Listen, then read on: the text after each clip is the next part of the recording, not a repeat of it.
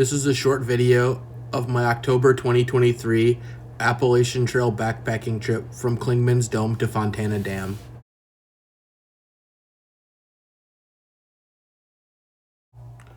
Like most of my Appalachian Trail trips, this one starts off with an early morning shuttle ride. The ride from Fontana Dam to Clingmans Dome takes almost 2 hours. Thanks to the hike-in for providing the shuttle.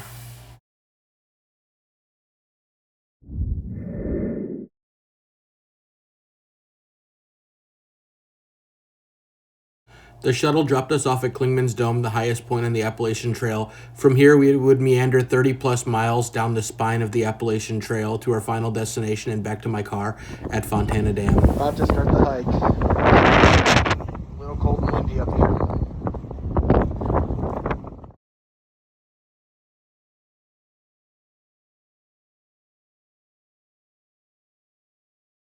Yeah. Starting to get some views. Getting warmer. Double Spring Gap is the first trail shelter, or lean-to in the Northeast as they call it, you would encounter on this trail, only about 2 miles from the Clingmans Dome parking lot.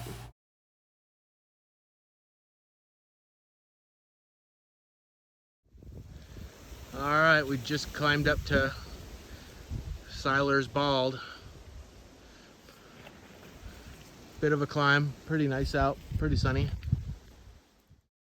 Home for the night, Seiler's Bald Shelter. We debated pushing on a little bit further, but the permitting system, lack of daylight, and mountain terrain kept us here.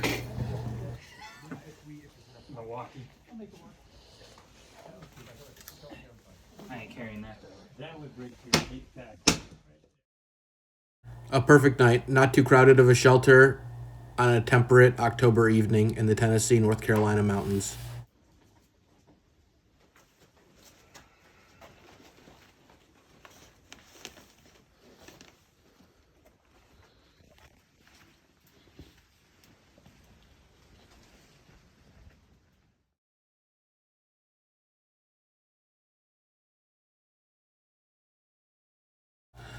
Because of the way the permitting works out, you have to stay in a trail shelter and the Smokies AT. The second day would be our longest one, going from Seiler's Bald to Spence Field Shelter, somewhere around 13 to 14 miles.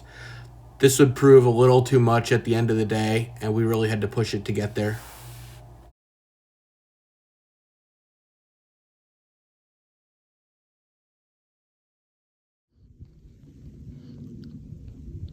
.30 at night, hour of daylight left, but me and Demarath made it.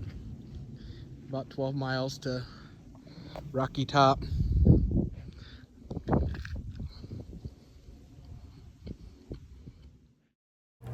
Rocky Top and Thunderhead are considered a tough hike. They're open balds on the top of the Appalachian spine, straddling the North Carolina-Tennessee border. You can see Fontana Lake over there. Made it about halfway on our journey. Thunderhead Mountain, we just came from right there. Rocky Top. It's about 6:45 at night. We got 45 minutes of daylight.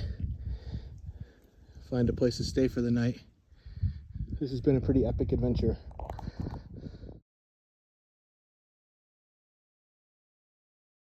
Well, we didn't quite make it to the shelter last night. So as you can see, we camped right off the trail. We were starting to come down and losing light fast off Rocky Top and Thunderhead, so almost time to press on.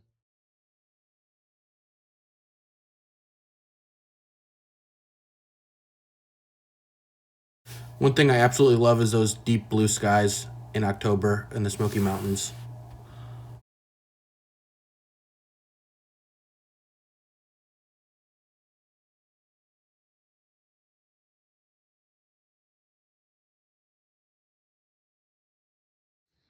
Filling up water at the old watering hole.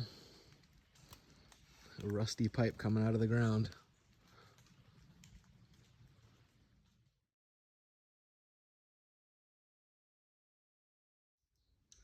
Last shelter on the AT for this trip, Molly's Ridge. Probably push a little past it today.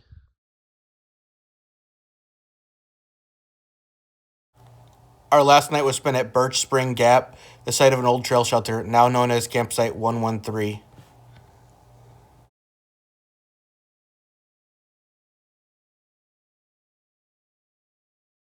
Shuckstack Fire Tower was the highlight of the trip. It's been remodeled somewhat since the last time I've been here with a few new planks, although it's still a shaky old tower with great 360-degree views.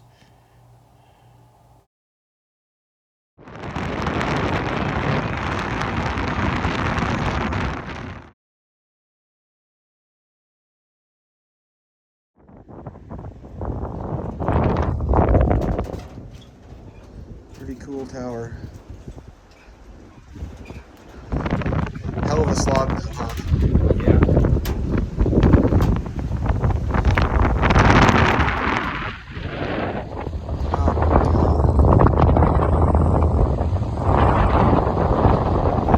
A little bit.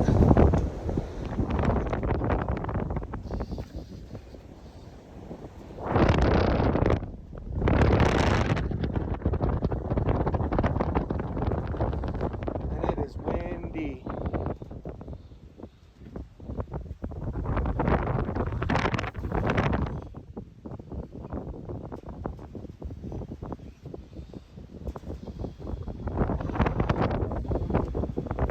The last time I was up here was on a hike in 2013. At that time, the tower was in complete disrepair. At least this time it had new planks for footsteps.